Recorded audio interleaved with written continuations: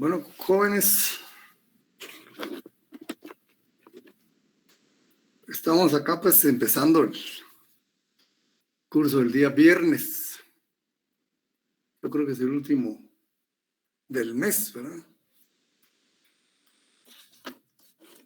Y ya empieza también el periodo de retrasadas. Les cuento, por las que viven retrasadas, que estén pendientes. No se les vaya a pasar el tiempo para cancelar su derecho de examen. Yo creo que empiezan mañana. Así que le ponen atención también a ese tema a los que lleven, ¿verdad?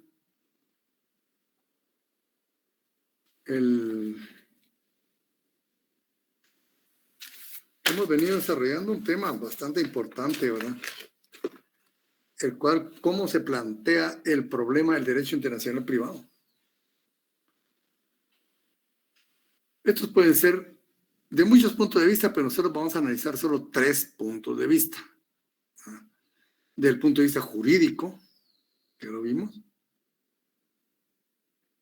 desde el punto de vista sociológico, o una pincelada, vamos a ampliar este tema hoy, y desde el punto de vista económico. Como les digo, pueden haber más, ¿verdad? Pero nosotros vamos a apartar solo estos 3. Desde el punto de vista jurídico, ya vimos que el enfoque principal se hace a través de la vigencia, de la existencia de la norma. Y dentro de su existencia, la vigencia de la misma, ¿verdad? Que se divide en 2, vigencia espacial y vigencia temporal. Para fines de este curso, enfatizamos, aunque no le quitamos importancia a la vigencia temporal, ¿verdad? Pero enfatizamos en la vigencia espacial de la norma, ¿verdad? Entonces, desde aquí afirmamos que toda norma jurídica en vigor, ¿verdad?, tiene un ámbito espacial y un ámbito temporal.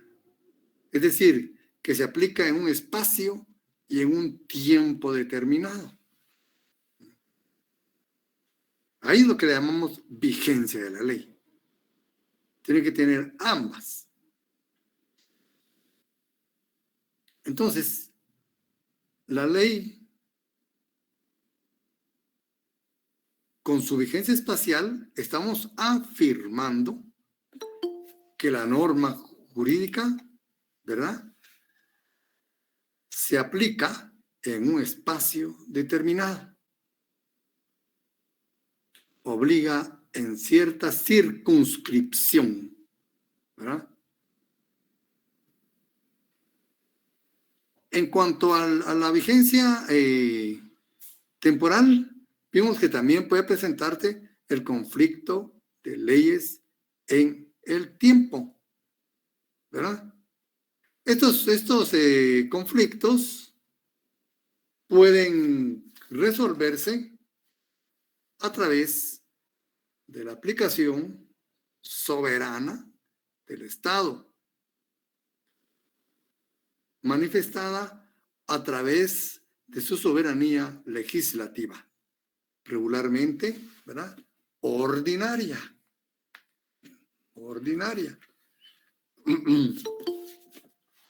Que va a resolver el problema en una forma directa e imperativa, ¿verdad? Directa e imperativa. Entonces, en esta parte estamos hablando del ámbito temporal, ¿verdad?, de validez de la ley. Los conflictos, pues, que resultaron de la aplicación dictadas en diferentes épocas, se decidirá con arreglo a las disposiciones siguientes, dice nuestra ley, el artículo 36. ¿Ah? Entonces, a través de su soberanía legislativa, le da solución a este conflicto de leyes en el tiempo. Pero también puede existir otro conflicto de leyes con relación a la vigencia de la norma. El conflicto de leyes en el espacio. Este es el que se suscita en el derecho internacional privado. Este es el que atiende el derecho internacional privado, ¿verdad? Y esto es importante porque esa posibilidad existe y de hecho se da, ¿verdad? Ese aparente conflicto de leyes en el espacio. Y lo importante acá es que no hay un poder soberano supremo que decida, ¿verdad? Y vemos nosotros en nuestra ley de la Unión Judicial, ahí tenemos cómo hay que ver las diferentes manifestaciones de conflictos de leyes. Pero acá no. Estamos hablando de dos soberanías, dos o más soberanías manifestadas a través de su sistema jurídico. Los que están en aparente, vamos a poner aparente conflicto, ¿verdad? Porque en el ámbito internacional todas las legislaciones son soberanas.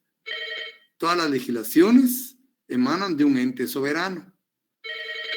Y no pueden existir una soberanía superior a la otra, ¿verdad? No puede existir una soberanía superior a la otra que prevalezca sobre las demás o sobre alguna otra. Todas en principio son iguales, ¿verdad? Y porque van a corresponder a un estado determinado, sin importar su grado de desarrollo, ¿verdad? Sin importar su poderío económico, militar, ¿verdad? El número de población que tenga, ¿verdad? ¿Verdad? Entonces, en principio, pues, las leyes vigentes de un estado, ¿verdad? Se crean para ser aplicadas en un espacio determinado. ¿Ese espacio cuál va a ser? Les pregunto a ustedes. ¿Qué responderían ustedes? En principio y generalmente así es, ¿verdad? Ese espacio va a ser lo que corresponde al territorio del Estado. Perdón, al territorio del Estado. ¿De qué Estado? Del Estado donde emanan esas normas. Bien. Este sería, entonces, podríamos hacer el enfoque siguiente, que este ámbito espacial, que es el territorio del Estado, se convierte a su vez en el ámbito normal, natural, ¿verdad? De vigencia espacial del orden jurídico. ¿De quién? El orden jurídico de ese Estado. El orden jurídico de ese Estado. Y decimos normal, fíjense, decimos natural, porque, como ya lo dijimos en anteriores clases, en ciertos casos se admite la posibilidad, ¿verdad?, de que la ley obligatoria en el territorio de un Estado, que es su ámbito natural, ¿verdad?, se aplique en el territorio de otro Estado.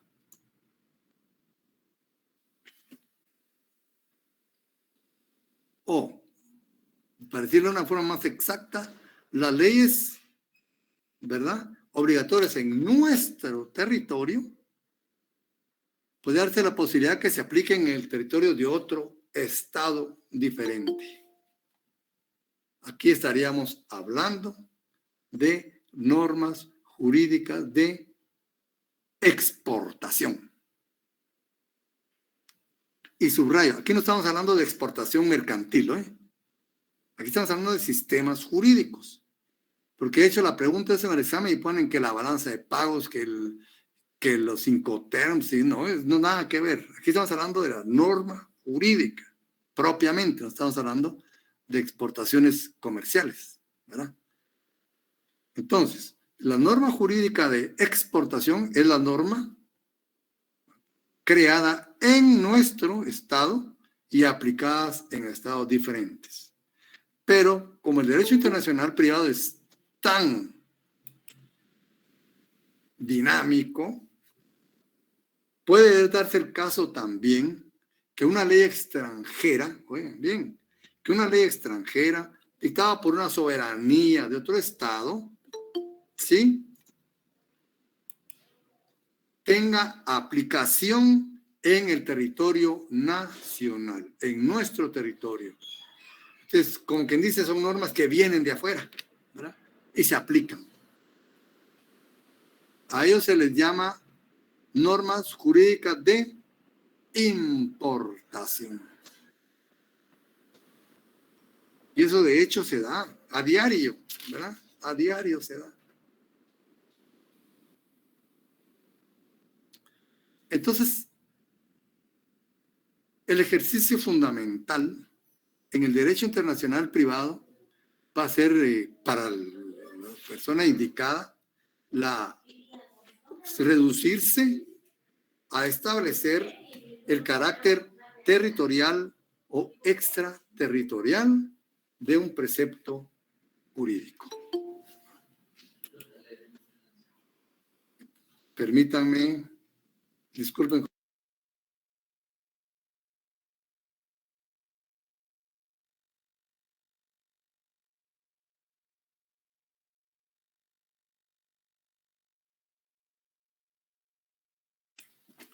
Perdón, compañeros. Bueno, entonces se reduce a determinar el carácter o la autoridad territorial o extraterritorial de un precepto jurídico. Bueno.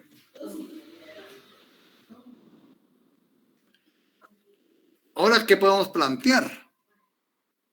Que la existencia de estos problemas, ¿verdad?, determinar la naturaleza territorial de una norma, la norma jurídica de exportación, la norma jurídica de importación, todo este conflicto, todos estos problemas, ¿consecuencia de qué es?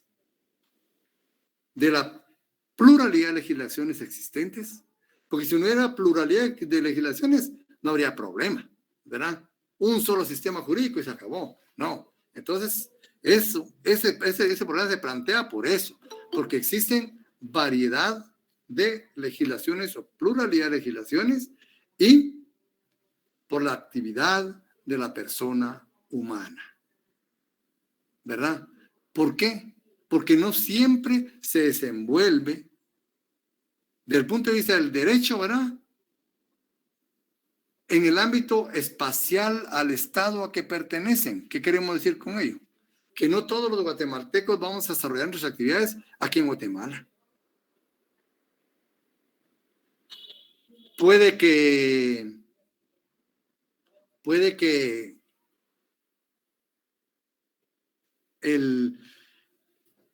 algunos guatemaltecos desarrollen su actividad en otros países. En otros países, ¿verdad? Permítanme, compañeros, disculpen.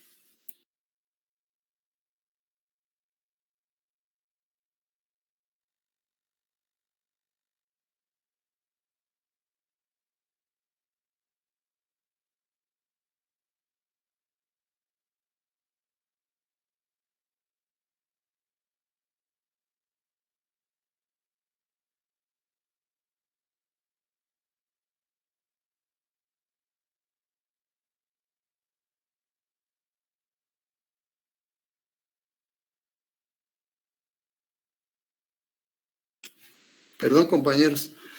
Les decía, pues, que la existencia de estos problemas, ¿verdad?, es consecuencia de la pluralidad de legislaciones. ¿Y por qué?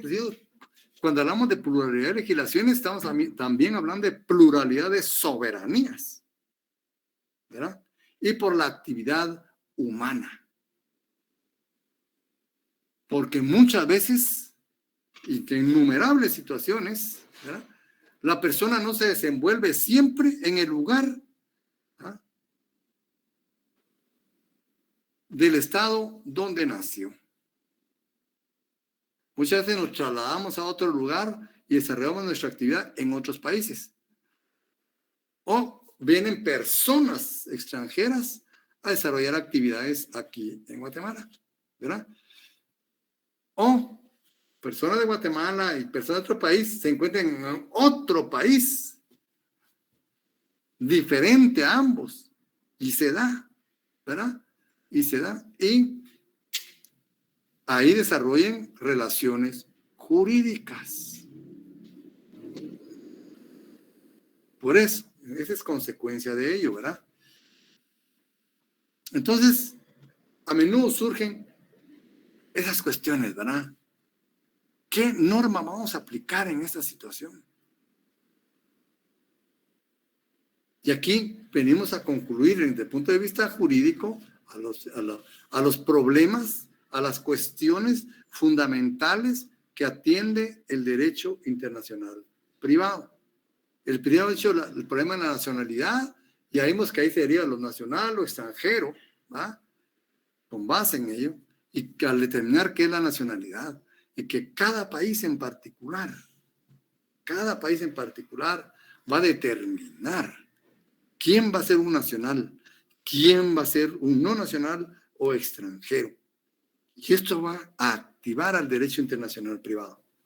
Pero al determinar estas dos categorías o clases, ¿verdad?, de personas,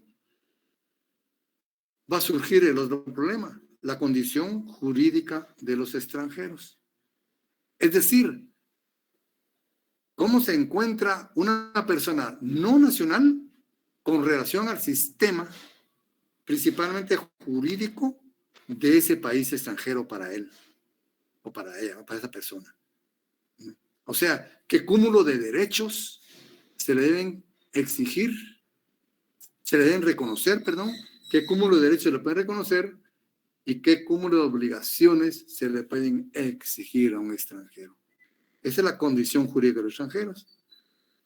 Entonces, al plantearse la condición jurídica de los extranjeros, viene el planteamiento de otro problema, el conflicto de leyes en el espacio. Volvemos, es un círculo, ¿verdad? Un círculo, un circuito lógico-jurídico, ¿verdad? Lógico-jurídico, que viene más o menos a morir en lo mismo, ¿verdad? Conflicto de leyes en el espacio.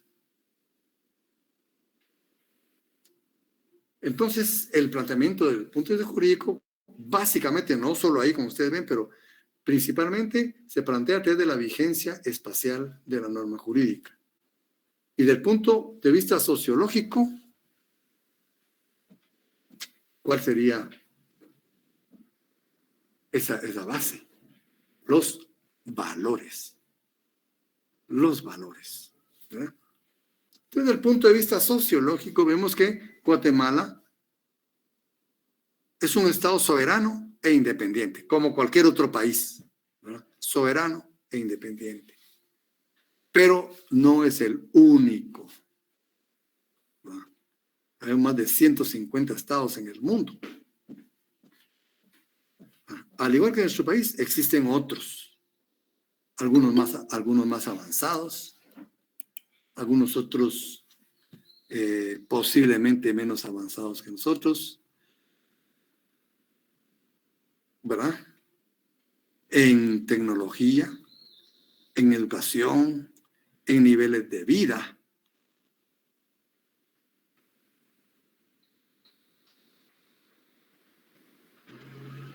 Al igual que las personas jurídicas colectivas. Nosotros tenemos nuestras propias, hay empresas guatemaltecas, ¿no? Pero también hay empresas o sociedades mercantiles extranjeras más fuertes, ¿verdad?, que las nuestras. Hay unos monstruos a nivel mundial, ¿verdad?, que influyen a nivel mundial. Como ven, hay mucha variedad, ¿verdad? A raíz del avance jurídico y del avance tecnológico a que hemos llegado hoy, ¿verdad?, las relaciones entre las personas de diferente nacionalidad es algo bastante, ¿verdad?, común y abundante. Esto es muy importante. Esto es muy importante, ¿verdad? Incluso, como le digo, ya están planificando muy seriamente viajes a la Luna y a Marte.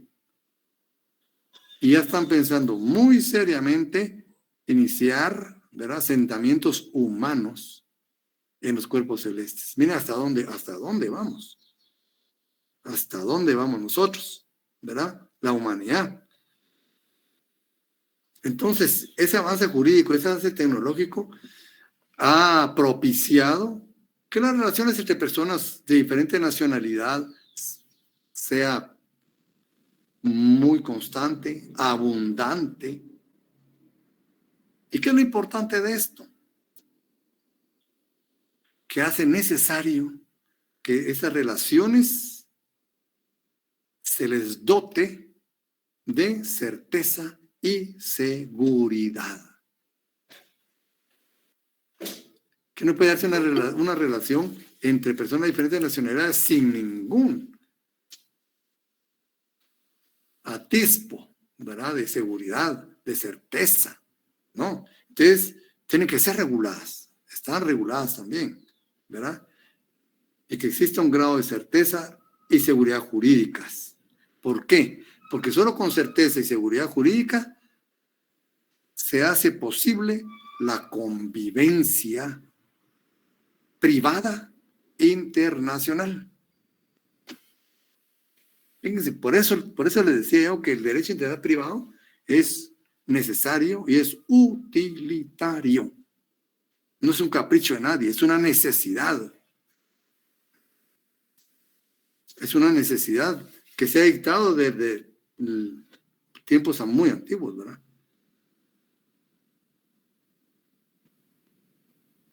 Entonces, esas relaciones entre personas de diferente nacionalidad y entre personas de diferente nacionalidad en un estado extranjero para ambas, ¿verdad?, es necesario que se revistan de seguridad, de certeza. Solo así puede hacerse posible la convivencia privada internacional. ¿Y quién cumple esta función? ¿Quién cumple esta función? Nada más y nada menos que el derecho internacional privado. Ni el derecho civil, ni el derecho notarial, sino el derecho internacional privado, a través, ¿verdad?, puede hacer posible esta convivencia. Fíjense, y eso es lo importante, esto es lo importante. Toda esa convivencia internacional, ¿verdad?, esa función reguladora que le va a propiciar certeza y seguridad jurídica a esas relaciones, la cumple el derecho internacional privado. ¿Quién, sin intervenir directamente en la esencia de la relación jurídica? Porque no interviene directamente en la relación. En la compraventa no interviene en el contrato de compraventa en sí, la enajenación, ¿verdad? Ni en la relación de familia, ni en la sucesión. Pero circunscribe de eficacia y certeza en su modo, en su forma, en su ejecución y en sus consecuencias a la relación jurídica. Miren cómo vamos ya ordenando las ideas, ¿verdad? Y aquí es donde interviene la persona humana. Y ahí cómo se hace esa relación, cómo se va pidiendo, ¿verdad?, certeza y todo ello. Bueno, entonces ya entramos a lo que es la persona humana. Ya veníamos, ¿verdad?, pero hoy vamos entrando. La persona humana tiene algo muy singular. A diferencia de los demás seres vivos que lo acompañan aquí en el planeta, posee dos elementos importantes. Únicamente la persona humana. Únicamente la persona humana. Un elemento material y un elemento racional. Aquí venimos ya planteando, ¿se acuerdan? Lo sociológico, ¿verdad? Entonces la persona humana es el único ser, ¿verdad?, viviente que consta de dos elementos, el elemento material y el elemento racional. El elemento material lo constituyen casi todos los seres vivos, y casi todos los elementos, ¿verdad? Pues constituye esa manifestación corporal, ¿verdad? Esa manifestación corporal, ¿verdad?, se traduce en ocupar un tiempo, un espacio determinado, perdón, y, ¿verdad?, trascender en el tiempo. Es decir, que tiene existencia tempo-espacial.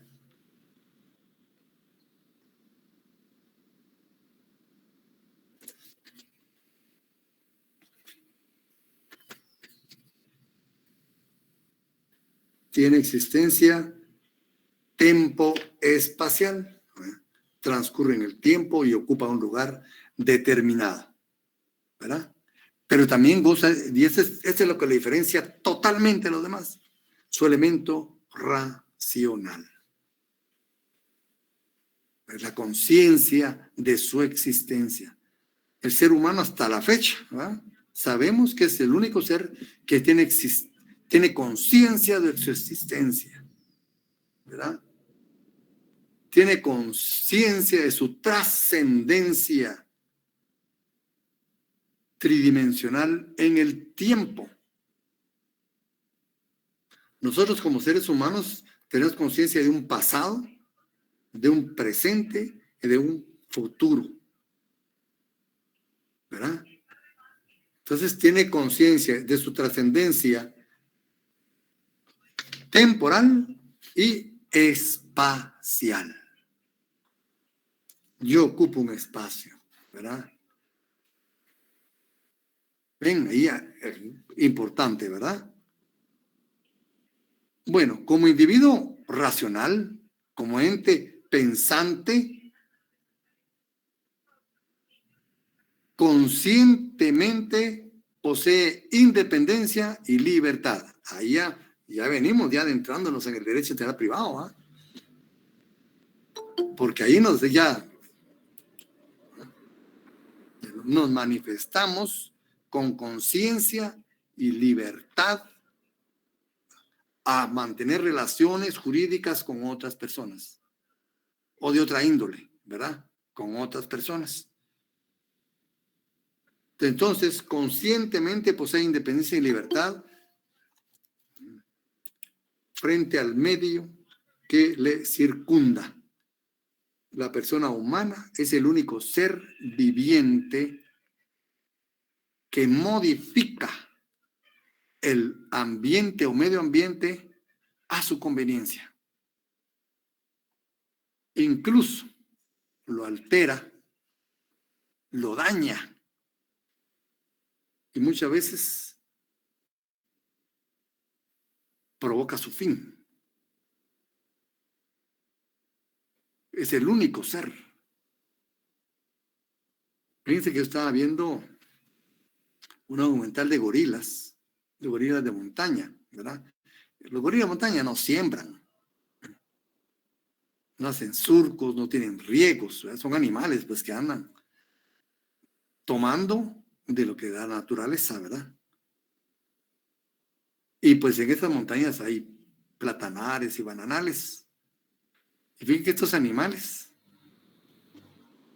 cuando llegan ahí, únicamente, y eso es increíble, ustedes, únicamente comen el fruto de una sola planta.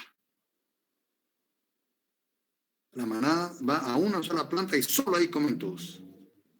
También ustedes el instinto, ¿verdad?, no destruyen el medio ambiente. Y en estas grandes migraciones de animales, ¿verdad?, de animales, los herbívoros, ¿no?, que dan ñus, cebras y venados. Fíjense que hay unos de ellos que solo comen lo de encima, que es diferente, ¿ven? Es una pelucita que tiene las gramas de ahí. Solo ese es su alimento, no pueden comer más. Las siguientes manadas que vienen, que es otra especie, ¿verdad?, de herbívoros, les gusta únicamente comer los tallos. Pero ya los que pasaron antes comieron lo que a ellos les gusta y a los otros no. Y les dejan solo los tallos y comen los tallos. Y los siguientes dicen que les gustan lo que está pegado a la raíz, y casi la raíz, pero no la arrancan. Solo comen parte de las raíces. 3 herbívoros que se alimentan de una misma mata vegetal. ¿Se dan cuenta? Los seres vivos también pues utilizan el ambiente, pero no lo alteran. No lo alteran. En cambio, el ser humano que nosotros alteramos, ¿verdad? Entonces tenemos libertad frente a ese medio ambiente que nos circunda, ¿verdad? Y tenemos conciencia en nuestro ser. Entonces, desde ese punto de vista podemos moldear libremente nuestra vida y trazar y objetivar nuestros procesos psíquicos, ¿verdad? Reprimiendo o alimentando impulsos. Ahí están los criminales, ¿verdad? Ahí están los criminales de toda índole. Por eso son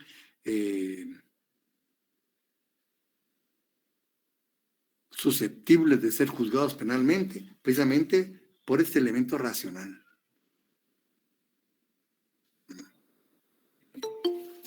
Por este elemento racional. Entonces, ¿verdad?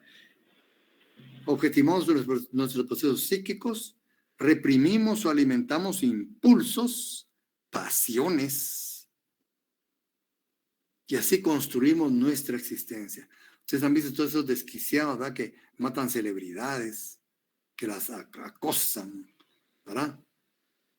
Hasta muchos han logrado asesinar, ¿verdad? Entonces ahí vamos construyendo nuestra propia existencia. Según los dictados de ¿quién? De nuestra razón. Nuestra razón, ¿verdad? Nuestros propios intereses y nuestras posibilidades objetivas.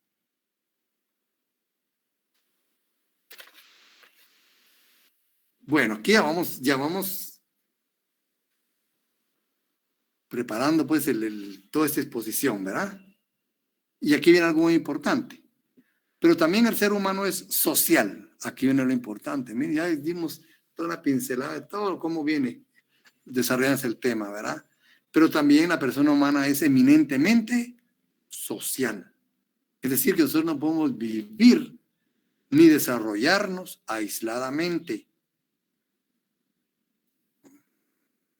Necesitamos de otras personas para poder vivir, para poder desarrollarnos, para poder perfeccionarnos. Por lo que desde un principio, ¿verdad? Se torna imperativo, se torna necesario convivir entre nuestros semejantes. Incluso la persona humana es el ser viviente más dependiente por más tiempo de los cuidados, pongámoslo aquí, de la madre, ¿verdad? O de sus padres para subsistir. Y mucho más tiempo utilizamos, ¿verdad? Entonces, nos organizamos de tal forma que entre todos nos aseguramos nuestra existencia, nuestro crecimiento individual. La persona pues necesita de los demás para el logro de su desarrollo integral, espiritual, físico. Es decir, necesita vivir en sociedad. Y como yo les decía, ¿verdad? Como yo les decía ayer, inicia su vida compartiendo, desde el inicio de su vida comparte con grupos humanos, con grupos sociales, ¿verdad? Específicos, ¿verdad? Y reducido al principio. Los padres, la familia más cercana. Y aquí pues es donde yo les decía, adquiere el conocimiento de los primeros valores. Y se identifica con ellos. Y los conoce. Y le ayudan a desarrollarse, le ayudan a vivir, le ayudan a ser aceptado en un grupo social, ¿verdad? Posteriormente amplía su existencia a su entorno, de su entorno social, a lo que es el barrio, ¿verdad?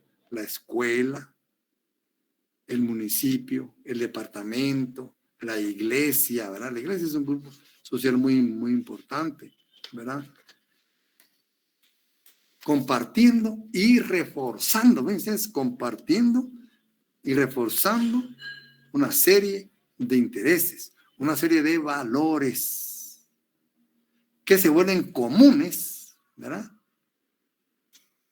Entre el conglomerado social y por ello se refuerzan. Cuando nos vamos ampliando nuestro ámbito social, vamos reforzando esos valores, ¿verdad? Y refuerzan la convivencia en grupo. ¿Y eso por qué es importante? Porque a la persona humana le hacen hacer, como yo les decía, el principio de pertenencia. ¿Verdad?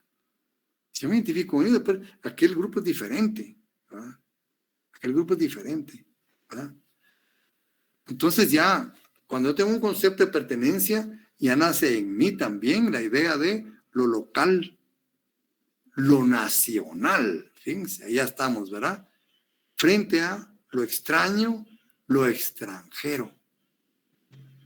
¿Ven cómo hemos ido desarrollando el tema?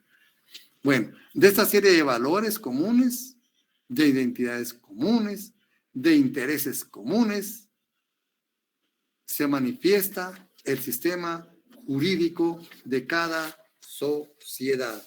¿Por qué podemos afirmar eso nosotros?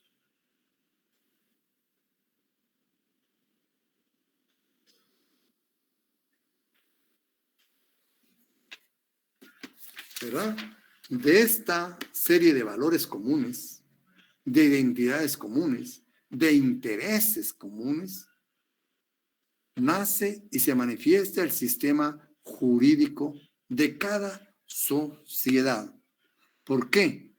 Porque el derecho, como habíamos dicho, el sistema jurídico es un producto cultural.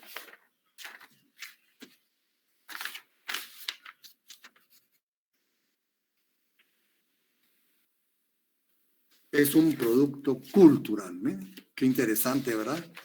Pero bien, ¿cómo ¿verdad? Y nace de una soberanía específica.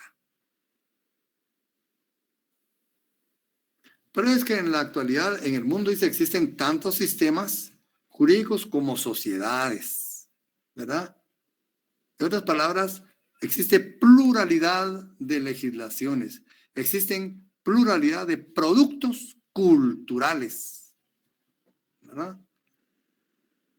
Esta es una realidad innegable, ¿verdad? Una seguridad innegable.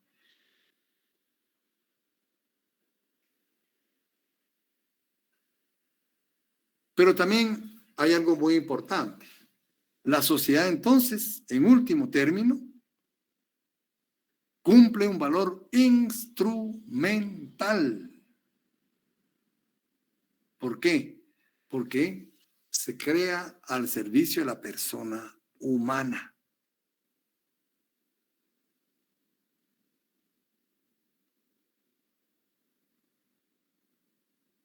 Pero dicha persona humana,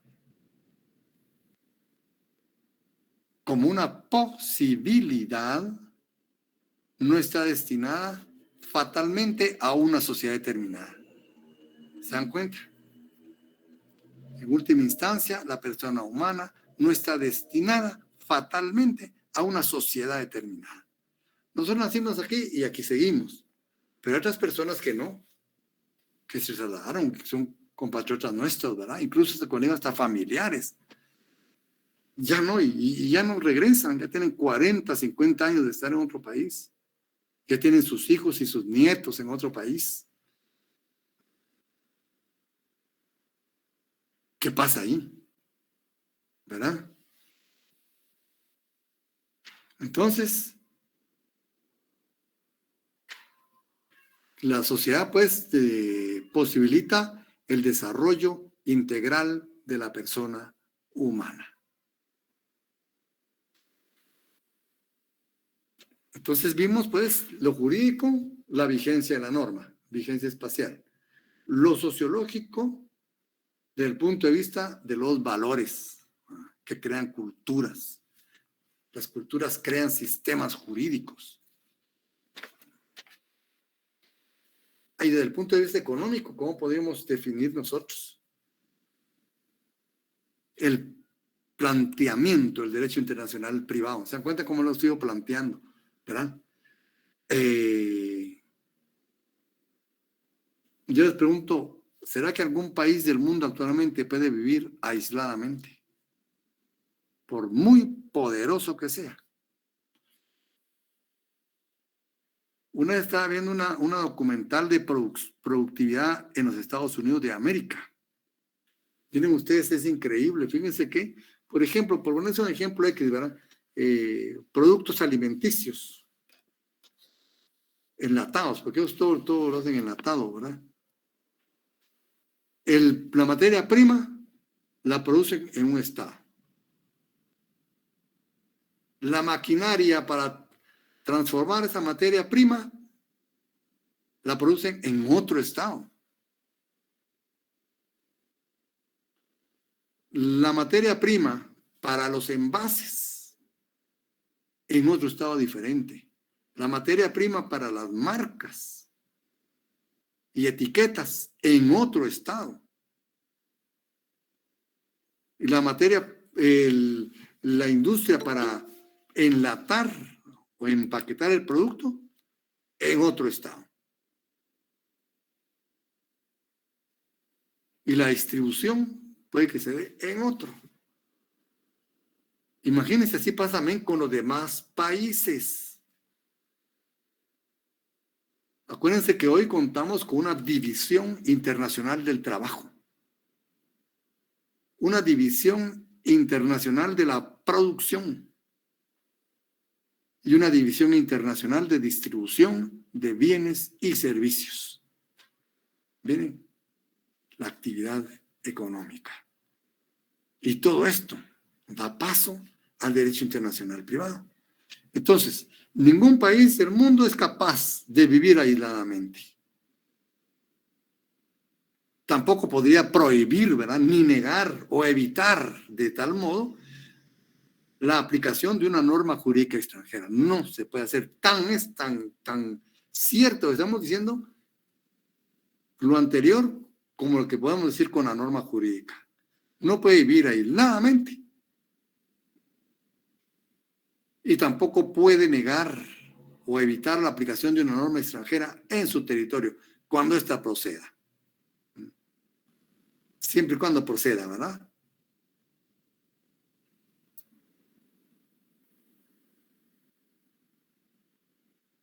Y tampoco puede darse que no quiera, ¿verdad?, que en el territorio extranjero se apliquen sus normas jurídicas, sus disposiciones legales. Todo país, ¿no?, como las personas necesitan vivir en sociedad, los países también requieren del concurso de los otros países para poder existir y perfeccionarse. Y desde este punto de vista, surge lo que es el derecho, el comercio internacional. Ningún país puede vivir aisladamente comercialmente. Todo país requiere del comercio internacional por muy diversas razones, ¿verdad? Necesita también de la convivencia comercial con los demás estados. En ese punto, en tal sentido, ¿verdad?, algunas cosas resultan materialmente imposibles que se producen en un lugar, ¿verdad?, por cuestiones de materia prima, por otras cuestiones, ¿verdad?, de tecnología, de disponibilidades económicas, ¿verdad? Entonces, algunas cosas resultan materialmente imposibles producirlas en un lugar. Y se producen únicamente en lugares muy propicios para ello, que cuentan con condiciones muy especiales, como clima, suelo, agua, ¿verdad?, medio ambiente, incluso hasta organización social. Hasta eso influye, etcétera, ¿verdad?, que son ideales para producir específicamente ese producto. Vamos a poner un producto que no es de primera necesidad, pero es famoso, ¿verdad? El whisky. El whisky únicamente se produce en Escocia. Ni siquiera en todas las islas británicas, únicamente en Escocia. Es el que tiene las condiciones ideales para producir y nadie más. Por decirles algo. Pero así hay infinidad de cosas, cuestiones industriales, ¿verdad? Entonces hay lugares propicios, de un lugar propicio, ¿verdad? Para producir determinadas mercancías, productos, ¿verdad? Para producir, para ofrecer determinados servicios. Y cuentan con todas esas condiciones, ¿verdad? Ideales para ello. También, ¿verdad? La organización social, la infraestructura, la posición geográfica.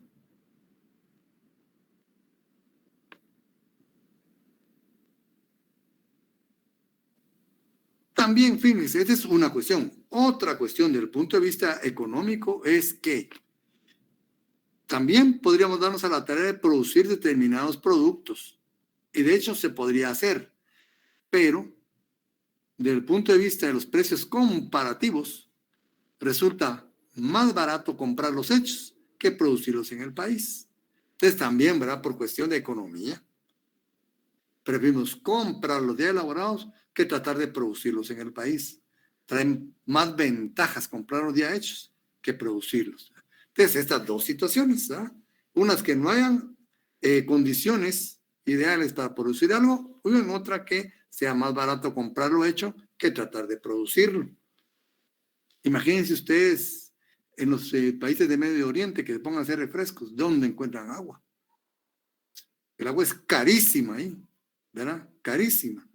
Entonces ahí no hay condiciones, ¿verdad? Aunque puedan producirlo, puedan tener la tecnología, les sale más barato a ellos comprar los hechos en otro lugar que producirlo ahí. ¿Verdad? Entonces, mejor se importan, ¿verdad? Ahora sí estamos hablando de importación comercial. Entonces, el comercio, pues, exterior sirve como un mecanismo, como yo les decía, de división internacional. División internacional del trabajo.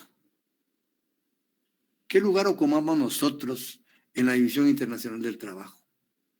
¿Qué lugar ocupa Guatemala en la división internacional del trabajo? También existe una división internacional de servicios, de bienes y servicios, ¿verdad? División internacional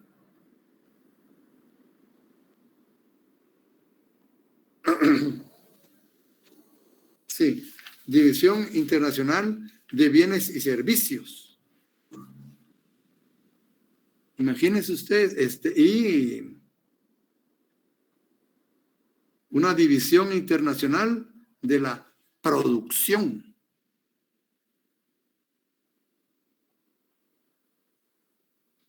¿Qué papel juega Guatemala en esos tres rubros?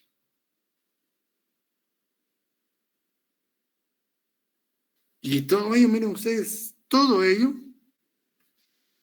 activa al derecho internacional privado. Miren eso de distribución de bienes y servicios, ¿quiénes tienen monopolio de la distribución? No de la producción, de la distribución. Solo pensemos en Amazon y en Alibaba. Concentran una cantidad inmensa, ¿verdad? De la prestación de bienes y servicios, de la distribución de bienes y servicios a nivel planetario, a nivel mundial.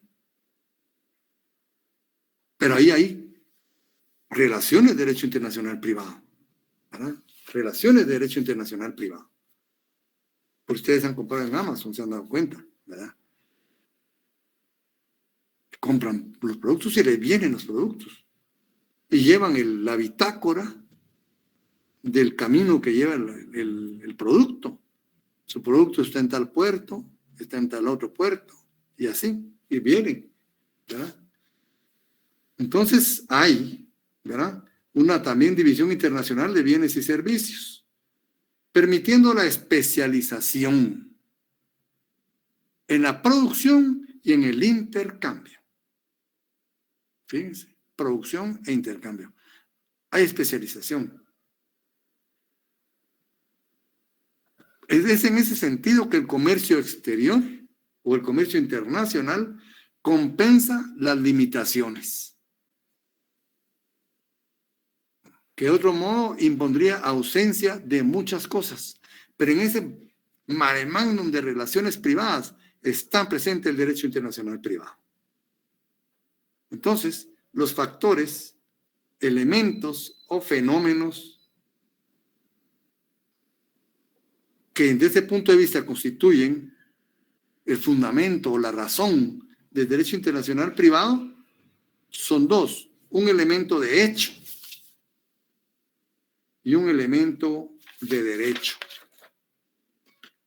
El elemento de hecho, que es el comercio internacional, ¿verdad? ¿Qué es el comercio internacional? Ese es el elemento de hecho desde el punto de vista económico del derecho internacional privado. El elemento de hecho, que es el comercio internacional, ¿verdad? Aquí pues van a existir relaciones jurídicas de carácter privado, económico. Privado, económico, principalmente, ¿verdad? Entre personas pertenecientes a estados o territorios diferentes, por decirles algo, ¿verdad? O comprando productos en un territorio diferente. Por ejemplo, los servicios de... Ay, perdón, se me olvidó el nombre, después lo voy a... Vamos a ver si me acuerdo. Bueno, y un elemento de derecho. ¿Verdad? Y un elemento de derecho, que es la coexistencia, o sea, la existencia simultánea de legislaciones diferentes. Todo ese movimiento económico tiene base económica, base jurídica y base económica. Y la base jurídica también está presente en la actividad económica, ¿verdad? Entonces, un elemento de derecho, que es la coexistencia, o sea, la existencia simultánea de legislaciones diferentes, a través de la cual se perfecciona y se sustenta el comercio y adquiere seguridad y certeza.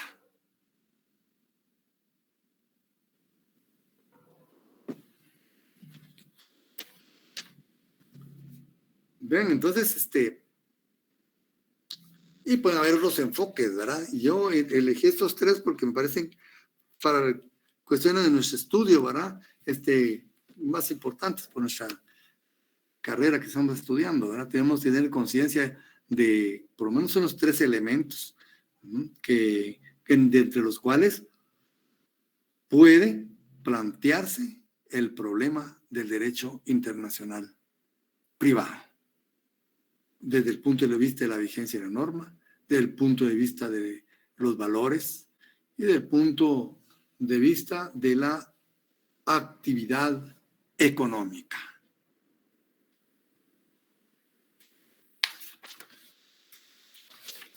Con ustedes yo les pregunté qué se imaginaron para plantear el problema.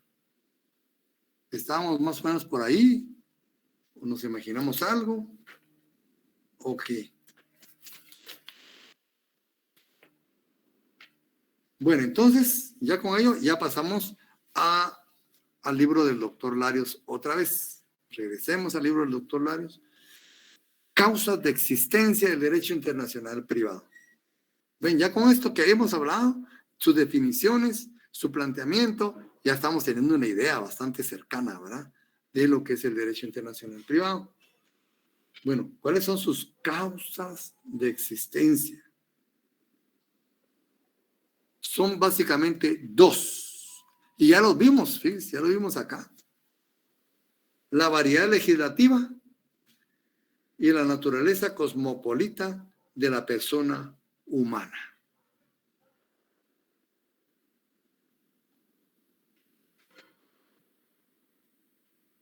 ¿Verdad?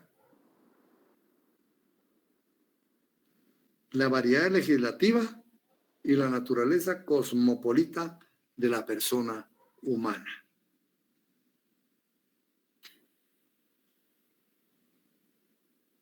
¿Por qué? Bueno, ¿por qué? Porque vimos que las normas jurídicas tienen un ámbito de validez, tienen, como dice, un límite de aplicación.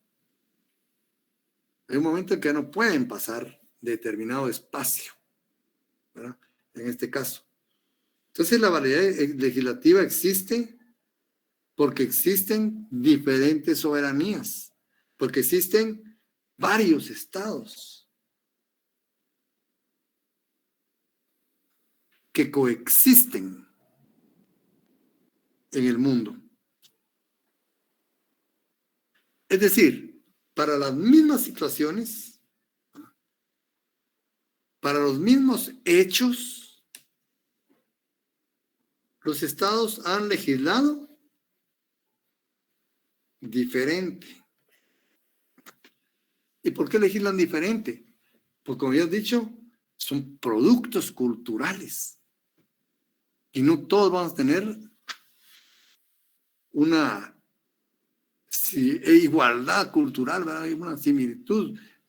Totalmente todos iguales, ¿verdad? Vamos cambiando. Las sociedades tienen diferentes valores y por eso hay diferentes legislaciones. Legislan las mismas situaciones, los mismos hechos en forma diferente. Aquí dice el doctor Larios, por ejemplo, la mayoría de edad. ¿Todos los países lo tendemos a la misma edad? No, ¿verdad? La edad mínima para contraer matrimonio es diferente en todos los países, ¿verdad? Los elementos del contrato, la tipificación de los delitos, la tipificación, dice, de los actos civiles, los elementos constitutivos del delito.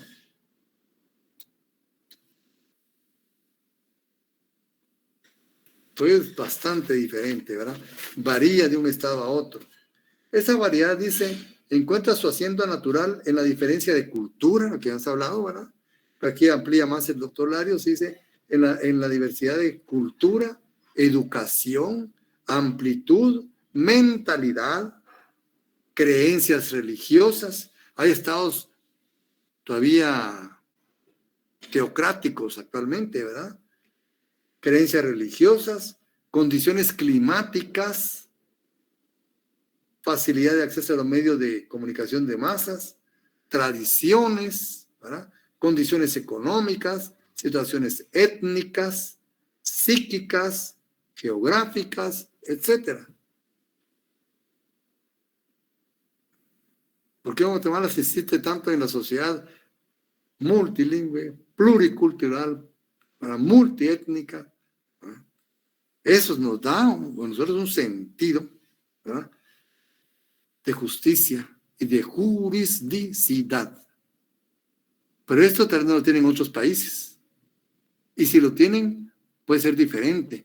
Por ejemplo, tenía un amigo que era chino, ya falleció, que me dice que en China había como 300 etnias y no sé cuántos decenas de idiomas. Nosotros de aquí miramos todos iguales, ¿verdad? Entonces todo esto va condicionando también el sistema jurídico. Si nosotros tuviéramos variedad, ¿verdad?, de etnias, no diríamos multilingüe, pluricultural, porque no habría necesidad.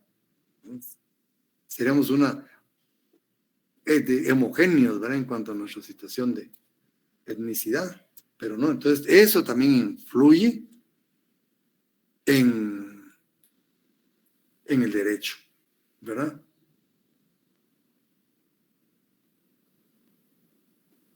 Y hay hasta diferentes sistemas legales, ¿verdad? Dice aquí el sistema inglés, los sistemas socialistas, hay sistemas religiosos, sistemas codificados, tribales, etcétera. Cada uno con intereses y fines últimos diferentes. Al principio, los juristas no vieron en toda esa diversidad sino una confrontación de soberanías. No hay que olvidar que el derecho internacional privado nació con la aparición de los estados y que estos en su infancia, como reacción natural a las situaciones anteriores vividas, fueron muy celosos de su soberanía.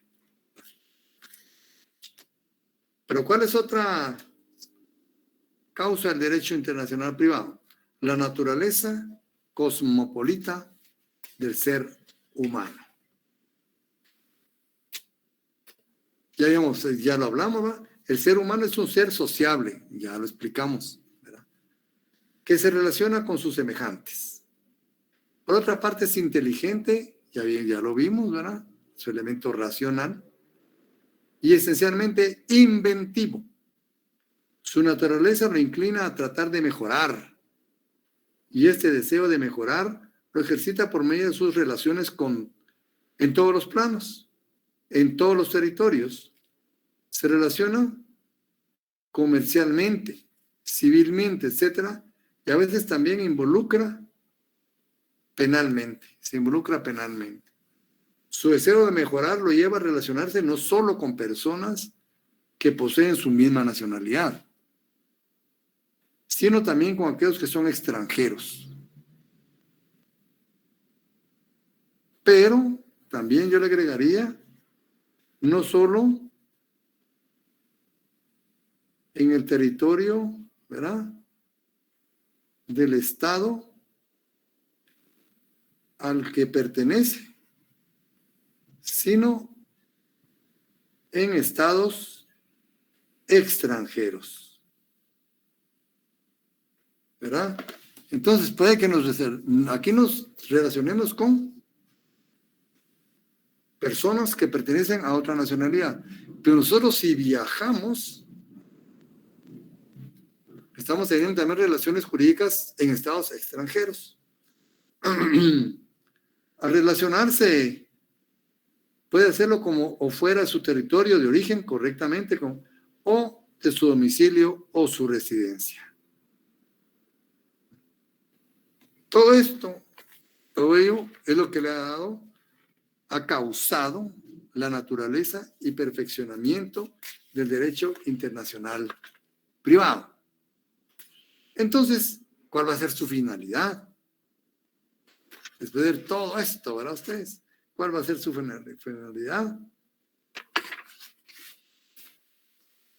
Su fin, dices, armonizar la diversidad de leyes, garantizar su aplicación sobre la base del respeto y el ejercicio pleno de la soberanía de cada uno de los estados. Entonces, el derecho internacional privado, ¿qué tiende? A homogenizar los sistemas jurídicos o a armonizar. ¿Se podrá homogenizar los sistemas jurídicos? Actualmente. Entonces, su fin primordial va a ser señalar, guiar, indicar con claridad la ley o sistema normativo que debe aplicarse cuando leyes de diferentes estados reclaman aplicación a un caso concreto.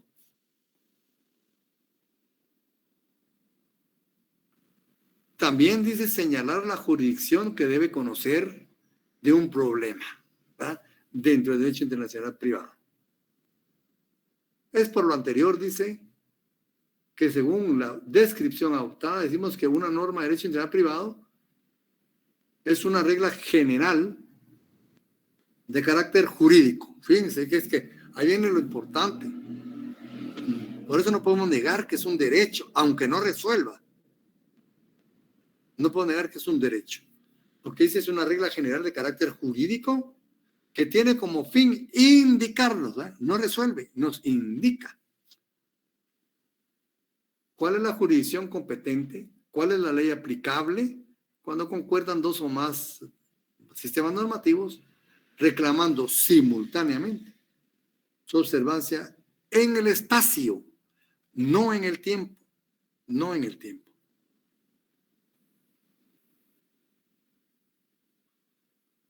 Entonces, por eso se les ha llamado normas de conflicto, ¿verdad? Como ustedes ven, no son normas de conflicto propiamente dicho, pero así les vamos a llamar, ¿verdad? Por la tradición, ¿verdad? Pero realmente conflicto no hay. Lo que hay es una necesidad de un ejercicio jurídico intelectual para resolver el problema. Por lo tanto, ¿verdad? Las normas de derecho internacional privado no son normas sustantivas, no son normas impero atributivas, ¿verdad? Como hemos visto en nuestro estudio del derecho, sino son normas impero indicativas.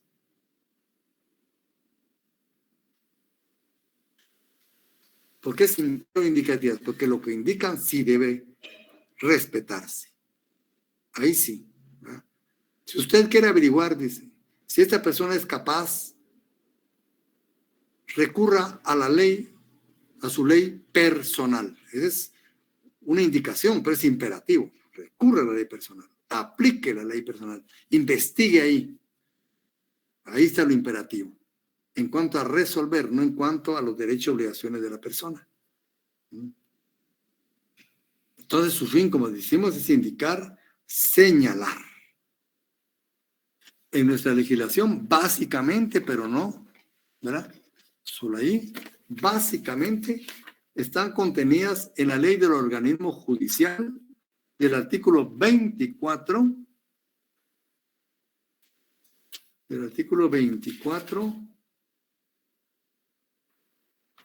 al 35.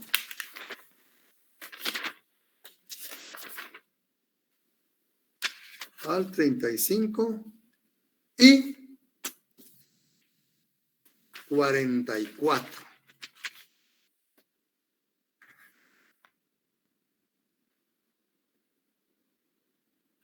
Entonces vimos en la ley del organismo judicial, en sus artículos 24 al 35 y el 44.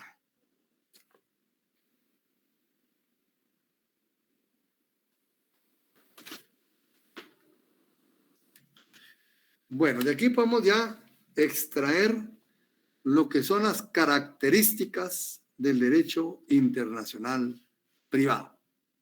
¿Qué características va a tener con base en lo que hemos visto? Cada vez vamos conociendo más, ¿verdad ustedes? Es un derecho interno.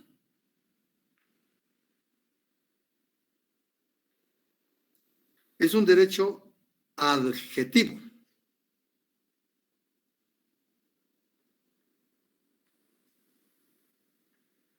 Aquí dice es un derecho particular.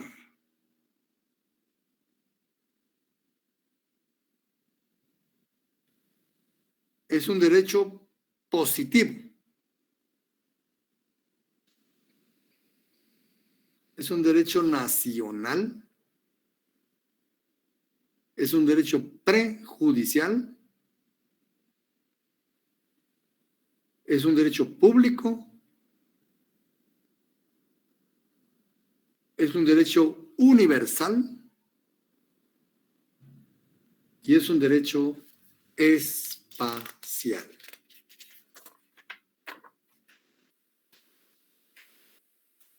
Miren todas las características que tiene. Y hay otras.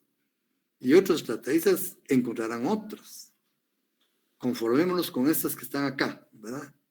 Derecho interno.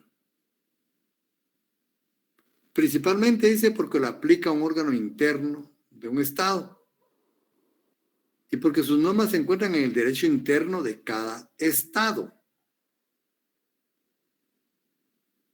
Sus normas forman parte de un sistema jurídico, ¿no? De un Estado, que se encuentran contenidos en diferentes leyes. Es un derecho adjetivo, sui generis. Cuando estamos refiriendo a derecho adjetivo, ¿a qué nos estamos refiriendo, jóvenes? Derecho adjetivo. ¿Procesos? Muy bien, ¿sí? Porque está el derecho sustantivo, ¿verdad? Y está el derecho adjetivo. Porque el derecho internacional privado para su aplicación lleva determinado proceso. ¿Se han dado cuenta? Hay que hacer un determinado proceso para poder llegar a aplicar el derecho internacional privado y resolver el problema, el aparente conflicto de leyes. Por eso es que es un derecho adjetivo sui generis. Aquí dice porque su función es indicar, señalar. No resuelve, ¿verdad? Sino crea un procedimiento. Un procedimiento que tiene su asiento, ¿verdad? En la indicación, en el señalamiento, en la guía, ¿verdad? Guiar. Es un derecho particular, porque siempre existe un interés particular personal, ¿verdad? Personal, particular. Yo le podría también, entre paréntesis, privado, ¿verdad? Por el interés, ¿verdad? Es privado. Es un derecho positivo, porque sus normas son ciertas y verdaderas, ¿verdad? Cada país las emite para dar la facilidad de solución. Estamos hablando de un derecho vigente. Son normas que están vigentes y se pueden aplicar.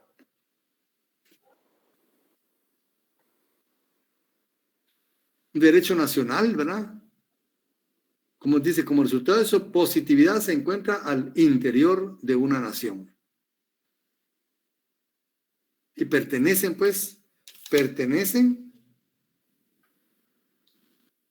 a una soberanía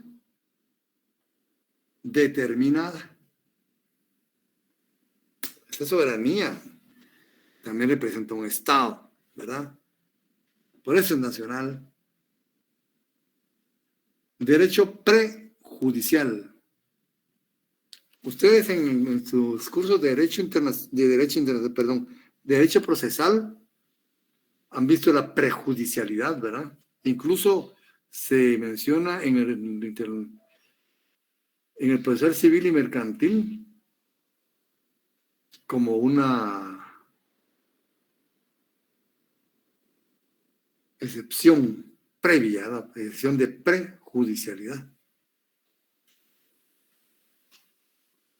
Entonces dice, derecho prejudicial, dice, porque antes de aplicar el derecho de un determinado Estado, hay que acudir al derecho, pero antes de aplicar el derecho de un determinado Estado, ¿verdad? Que se llama la norma material, que es la que resuelve, ¿verdad? Hay que acudir al derecho internacional privado. Hay que acudir a la norma de derecho internacional privado. No podemos dirigirnos directamente a la norma material. Hay previamente que agotar ese proceso, ¿verdad?, que se da dentro del derecho internacional privado. Y es un derecho público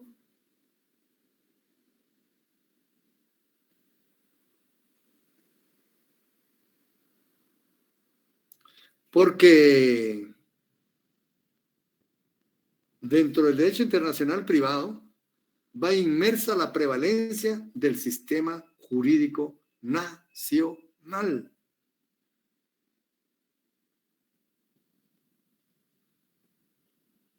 ¿Verdad? Y dice, y no oye la intención o la voluntad de los individuos. Son normas abstractas que se aplican sin discriminación. y es universal. ¿Por qué? Porque se aplica en y en todos los estados. No hay ningún estado del mundo que no aplique el derecho internacional privado.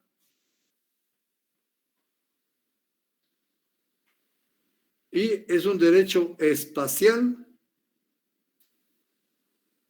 porque se aplica en el espacio, ¿verdad? Y se plantea con relación a la vigencia espacial de la norma jurídica.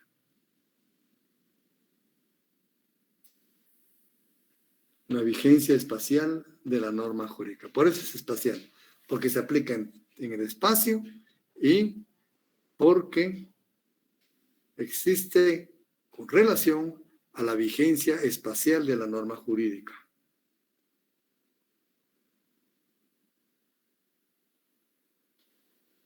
Como ven entonces, ¿verdad? Estas normas son de carácter indicativo, no son dispositivas, no son impero-atributivas, solo indican, solo señalan, solo guían, y de ahí se deriva todas las características: derecho interno, derecho adjetivo, derecho particular o privado, derecho positivo, derecho nacional, derecho prejudicial, derecho público, y derecho universal y derecho espacial.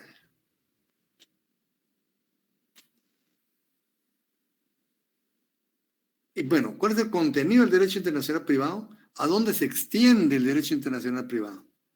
El contenido del derecho internacional privado se extiende a todas las ramas del derecho. A todas las ramas del derecho. ¿Verdad?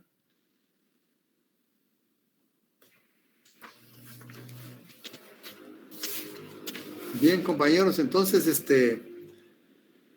pues sí avanzamos bastante. Este documento, el documento donde está el planteamiento del problema, se lo vamos a trasladar. Y vamos a dejar para la próxima clase lo que se refiere a las fuentes del derecho internacional privado. ¿No? Yo les recomiendo que den una su leída y los que sean aplicados, pues que lo estudien para cuando, si ya tienen dudas, pues nos las plantean aquí, ¿verdad? Y ampliamos así el contenido del tema. Por el momento me despido con el permiso de ustedes y que pasen un feliz fin de semana y recuérdense que ya mañana empieza el periodo de exámenes de retrasadas. Así que hasta la otra semana, si Dios lo permite, compañeros, y con su permiso. Buenas noches, licenciado. Buenas noches, licenciado. Buenas noches.